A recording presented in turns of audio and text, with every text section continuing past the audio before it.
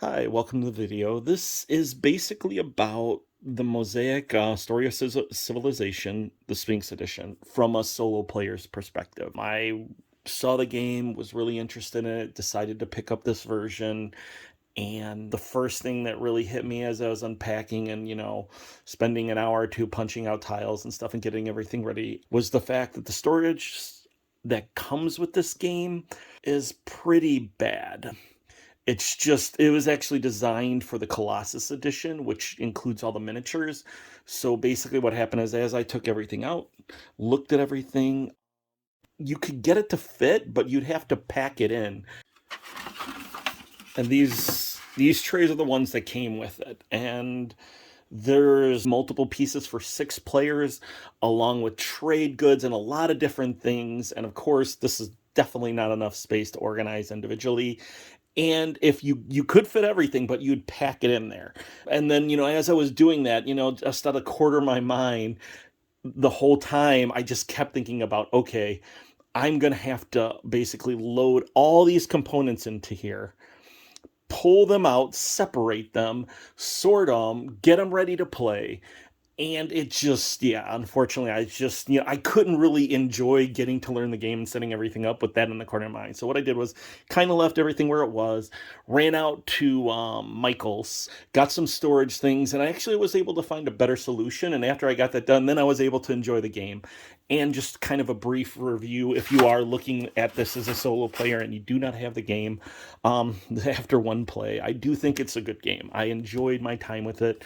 I did spend a couple hours for the first game kind of learning the rules, learning the Herobotus player.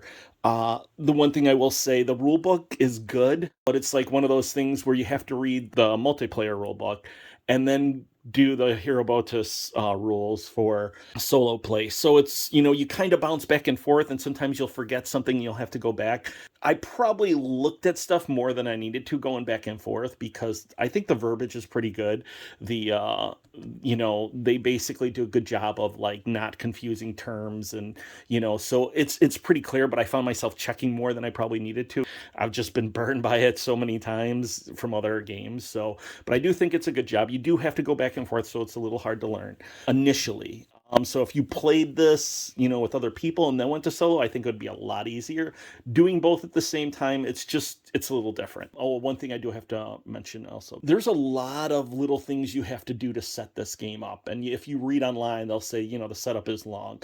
And some of it, I think it actually adds value. Like you're separating some of the technology cards from technologies to the more general ones, and there's a purpose to that, and a lot of the things are, but the one thing that like during the multiplayer setup that players have to do, there's like these trade goods, and it's like, I don't know, I think it's like 68, it's probably over, it's like 100 of them, maybe around, but you'd have like half of them would be trade goods, the other half would be blanks, and you would have to lay them all out and flip them over, and then the ones that are X's you take off, and then trade goods would, basically be left on the map. So it's a good way of randomizing every time you play. The great thing about the solo setup though is it doesn't use that at all. So, I know a lot of people are thinking about the solo, see that, and they're like, oh, I don't want to deal with that. Good thing you don't have to do that. Basically, what you're doing is you're just kind of setting it up, in a very simple way each time you play, so you don't have to go through, setting every tile up. What you'll do is just as you set up the cash tokens, which are marked pretty easily, after you set those up, you'll just assign the trade goods above them or in a clockwise fashion. So the setup is so much easier than the multiplayer game for solo. And I just think yeah, because they probably figured you're doing it by yourself, whereas the other one, everybody can help. So it works out pretty well. As far as the gameplay itself, I only played one game. Took me about 2 hours because again, I was just taking my time learning everything. I did enjoy it. I did get my butt kicked. Unfortunately, I was trying to be mostly offensive, And there was, the one thing about the game is, just the way things come out, you can't really get what you need to get to be that all the time. So what I was doing is I was building up resources and thinking, okay, when I do get my chance, I'm going to be able to, unload and stuff like that. Unfortunately, it's more about playing defensive, and when you can, because there are things that the bot does for scoring, and those things are on the board and you can easily stop them. The one thing about that is, okay, am I playing just to stop the bot? But that kind of emulates a human player as well, because sometimes you're playing like, okay, I know they want that card, so I'm going to get that. And the one thing I haven't really tried is to see if I get those cards, can I use that and kind of change my strategy and see how it all works together. Again, I haven't done it that, I've only played one game, so. But for the most part, I definitely enjoyed it. Definitely plan on going back. But now on to storage. So initially, when you get the box, it's way overfilled with all the sheets for the punch outs, and for the most part, when you do punch everything out, put it in, it closes completely easily. Now with this method, you are gonna get that slight lip, but it's a small price to pay for the easy setup and what this allows you to do. So the first thing I'm gonna do here is I'm gonna take off the cover. And I did rearrange things a little bit, but on the top you can see we have the instructions, the Herobotus instructions. This is the scoring pad, or a scoring counter. This is the thing. And basically, here is where you start to see what I've done. I went to Michael's and I got 2 of these for basically around $5 each. Now they're in here, and I'm going to repack this just to show you it all. Okay, as I take these out and show you, basically the way I normally have it set up, this would be on the bottom. And this is all the multiplayer stuff that I never use. Also, some pieces from the green player that's kind of like the static extra player that you use on solo, because I don't need all the pieces. So this basically has everything, that I'm not using as a solo player. But it's easy access if I do want to. And then this one right here is all the stuff I use as a solo player. And the great thing is everything has, like, for all the trade goods and, and the different things like money, and each one, the lower value of trade goods and the higher, the ones and the fives. So you have, for stone, you have 1 5. For ideas, you have 1 5. And for food, you have 1 5. Now, I did throw the, oops, I'm going to move this over a little bit. There are a few things that are doubled up, like, the second Herobotus player has all his pieces in these 3. This, again, is the static player, just all the tiles you need for that. This is for you. And, if you're going to do this, you're probably going to use the same colors over and over again. I mean, I don't really mind that, but that's something. Also, I kind of threw just some of the stuff we needed. Like, I threw the wonders on top of these pieces right here just for easy access. But basically, instead of like pulling all this stuff out of here, resorting it, getting it ready, I basically pull this out and you're ready to go. You have everything you need, everything sorted out, easy access. Most of the stuff you don't even have to take out if you don't need to, but you can arrange these like your cities, ports, and manufacturing and farm, that sort of thing. So to make it easier, all your soldiers are here and or military. Again, it just made it so much easier. So oops. Now the one thing about these are you definitely want to have it on a flat surface when you open, because they kind of lock on the side here. And I can see one of those situations, if you have it in the air, just pull it apart and everything goes flying. So definitely put this down when you're opening it. And again, these are from Michael's. I'll have links to the actual products in the description.